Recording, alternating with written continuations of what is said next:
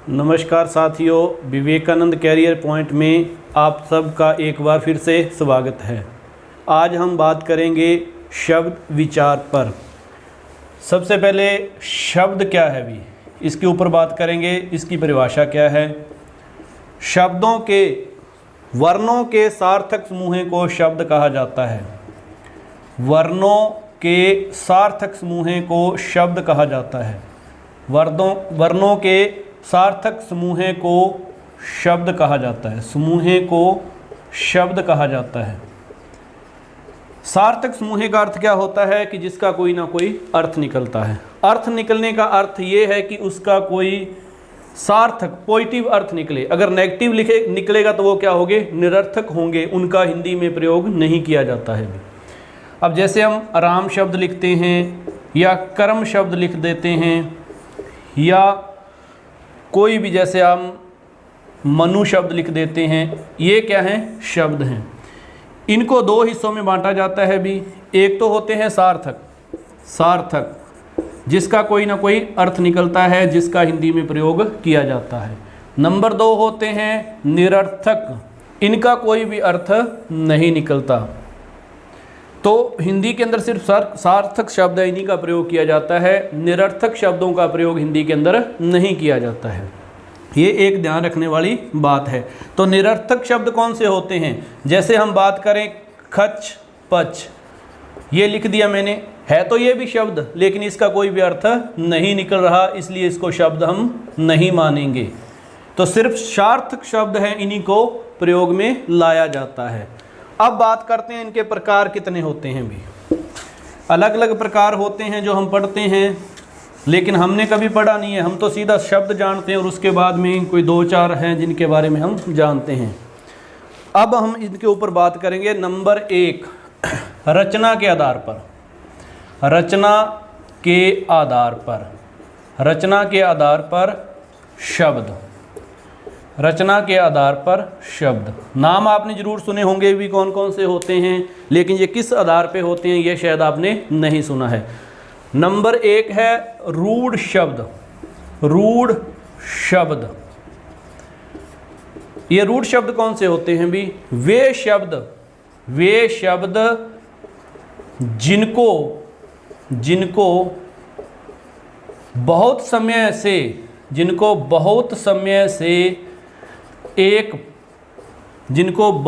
से एक पहचान या नाम मिल चुका है। कहने का तात्पर्य यह है कि वो किसी एक चीज़ के लिए पहचान बन चुके हैं। वो किसी एक के लिए पहचान बन चुके हैं। वो किसी एक के लिए पहचान बन चुके हैं। अब कैसे हो सकता है कि आपके दिमाग में नहीं आया होगा कि ये परिभाषा बड़े अजीब तरीके से है कि वो शब्द, अब जैसे मान के चलो हमारा नाम रखा जाता है, बचपन में हमारा नाम रख दिया जाता है और जब तक हम जीवित रहते हैं तो वो हमारी क्या है, पहचान है। वो नाम हमारे लिए क्या हो जाता है, रूढ़ हो जाता है। उसी के अंदर हम देखते हैं कि गाय के लिए हमने गाय शब्द इसको रूढ़ कर दिया है। सिर्फ हम एक विशेष जानवर के लिए ही गाय शब्द का प्रयोग करते हैं।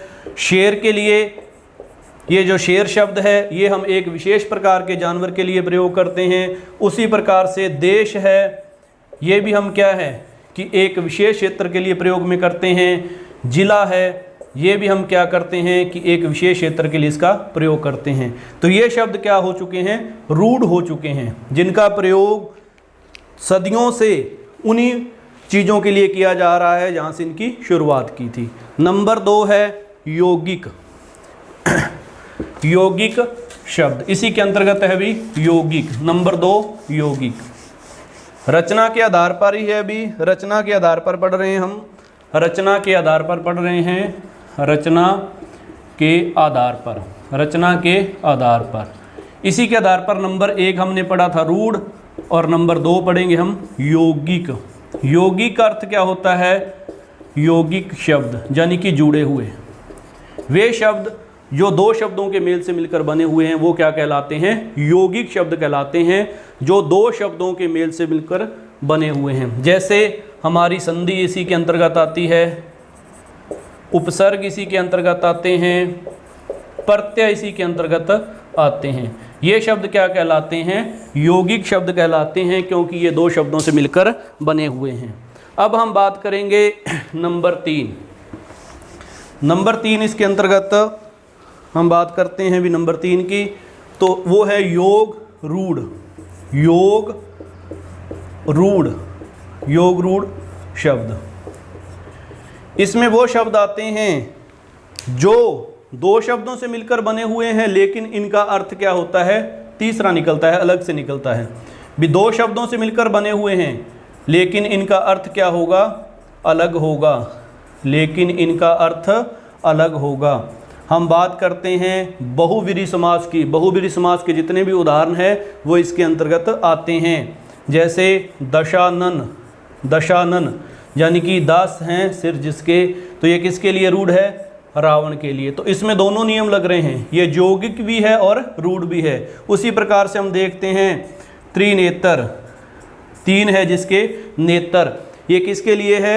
शिव जी के लिए है, शिव जी के लिए। उसी प्रकार से हम देखते हैं बहुत से ऐसे हम शब्द मिलते हैं जिनका हम प्रयोग करते हैं। जैसे गणानंद शब्द है भी, गणानंद, गणानंद, तो ये शब्द किसके लिए है?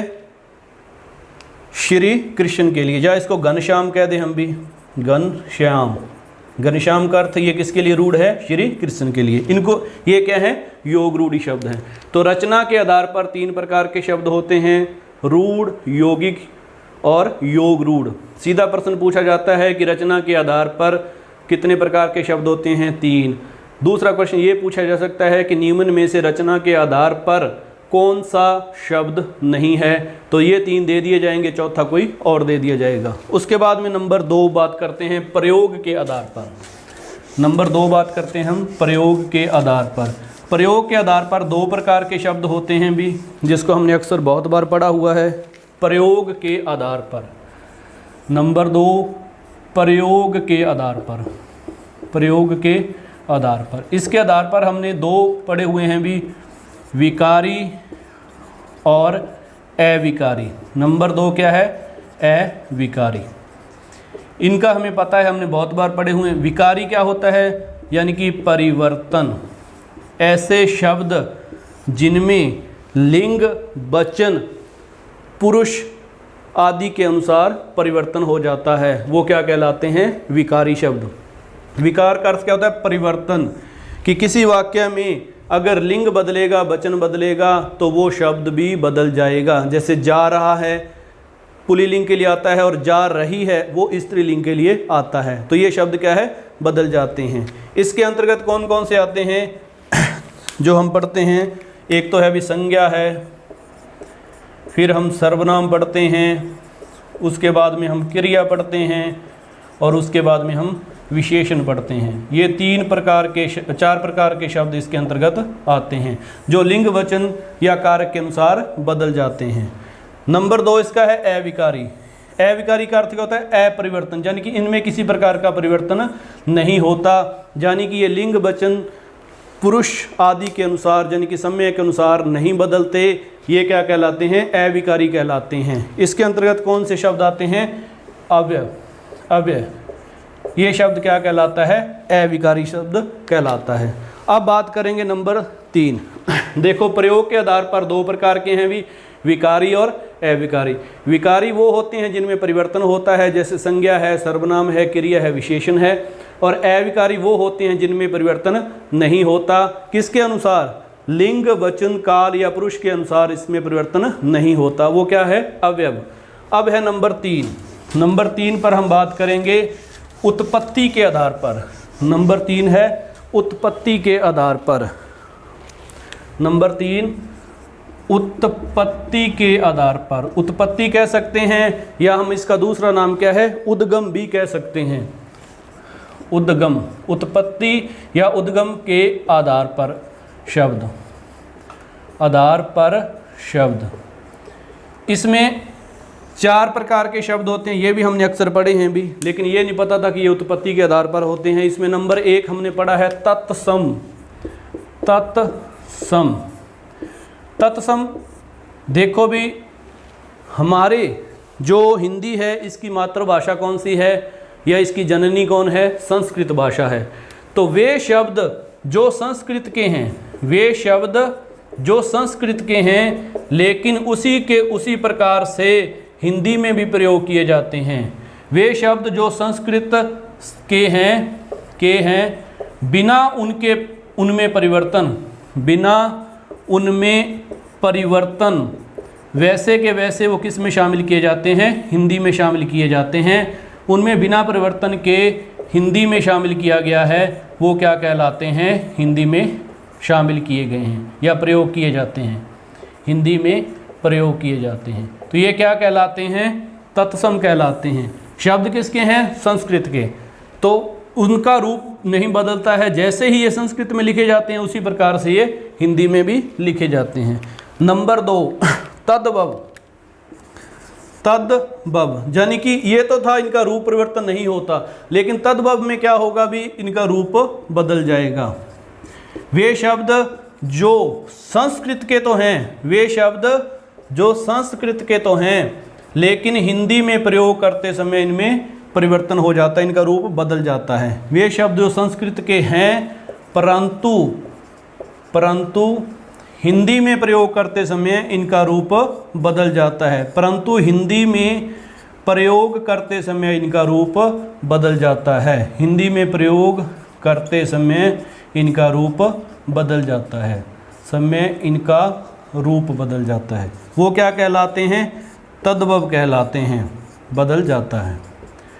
तत्सम तो वो होते हैं जिनका परिवर्तन नहीं होता, ये संस्कृत से हैं, ये भी संस्कृत से हैं, लेकिन जैसे ही इनको हम हिंदी में प्रयोग करेंगे तो इनका रूप बदल जाएगा। इसी के अंतर्गत नंबर 3 बात करते हैं देशज। देशज कुछ ऐसे शब्द हैं जो देशी शब्द होते हैं, देशी भाषाओं में बोले जाते हैं, उनको भी हिंदी में स्थान दिया गया है। वो क्या कहलाते हैं? देशज शब्द। जैसे हमने बात की थी खच पच, इसका प्रयोग किया जाता है। अब चाय तो हमें पता है, लेकिन चाय वाय, ठीक है, ये जो वाय शब्द है ये भी क्या है? देसी शब्द है जिसका हिंदी में प्रयोग किया जाता है। नंबर 4 आता है विदेशी। विदेशी वे शब्द जो विदेशी भाषाओं के हैं उनका हिंदी में प्रयोग किया जाता है, वो क्या कहलाते हैं? विदेशी शब्द कहलाते हैं। जैसे हम बात करते हैं कलेक्टर की, खिड़की की, दरवाजे की, तो ये शब्द सारे के सारे क्या हैं? विदेशी हैं, लेकिन इनका हिंदी में प्रयोग किया जाता है। जैसे इंस्पेक्टर है, हम रेलगाड़ी की बात करते हैं तो स्टेशन की बात करते हैं, ये सारे शब्द क्या है? विदेशी शब्द हैं। तो उत्पत्ति या उद्गम के आधार पर शब्द कितने प्रकार के होते हैं? 4 प्रकार के होते हैं। नंबर 1 तत्सम है, नंबर 2 तद्भव है, नंबर 3 देशज है और नंबर 4 विदेशज है। अब हम पढ़ेंगे नंबर 4। ये तो था नंबर 3। नंबर 4 है भी अर्थ के आधार पर। भी अर्थ के आधार पर शब्द कितने प्रकार के होते हैं? तो अर्थ के आधार पर भी शब्द 4 प्रकार के होते हैं। भी कौन कौन से होते हैं उनकी हम बात करेंगे। अर्थ के आधार पर शब्द। नंबर 4 अर्थ के आधार पर शब्द। अर्थ के आधार पर शब्द। अर्थ के आधार पर शब्द ये कितने प्रकार के होते हैं? भी ये भी 4 प्रकार के होते हैं, जिनकी हम बात करेंगे। नंबर 1 एकार्थी। इसके नाम से पता चलता है कि ऐसे शब्द जिनका एक ही अर्थ निकलता है, यानी कि ऐसे शब्द जिनका एक ही अर्थ निकलेगा वो क्या कहलाएंगे? एकार्थी। नंबर 2 क्या हो जाएगा? भी अनेकार्थी। अनेक अर्थी ऐसे शब्द जिनका ऐसे शब्द जिनके कई अर्थ निकलते हैं। भी एक शब्द होगा उसके कई अर्थ निकल जाएंगे, वो क्या कहलाते हैं? अनेक अर्थी। नंबर 3 नंबर 3 के अंतर्गत हम शामिल करेंगे प्रायवाची। प्रायवाची जिसको हम क्या कहा जाता है? समानार्थी भी कहा जाता है। प्रायवाची, इन प्रायवाची को क्या कहा जाता है? समानार्थी भी कहा जाता है। समानार्थी। समानार्थी ऐसे शब्द जिनके अर्थ क्या होते हैं? समान होते हैं, यानी कि प्रायवाची। और उसके बाद में नंबर 4 है इसके अंदर विलोम। विलोम विलोम क्या होता है? भी अर्थ उल्टा होता है। विलोम शब्दों का अर्थ क्या होता है? विपरार्थी होता है। सारार्थी, यानी कि इनका अर्थ क्या होगा, उल्टा होगा। ये किसके आधार पर होते हैं, अर्थ के आधार पर होते हैं। तो ये हमारा एक छोटा सा टॉपिक था। अब इन्हीं में से हम अगले जो हमारा वीडियो आएगा या अगला हमारा जो क्लास होगी उसके अंदर हम विकारी शब्दों को करेंगे, और विकारी शब्दों में सबसे पहले हम संज्ञा को करेंगे। धन्यवाद। जय हिंद, जय भारत।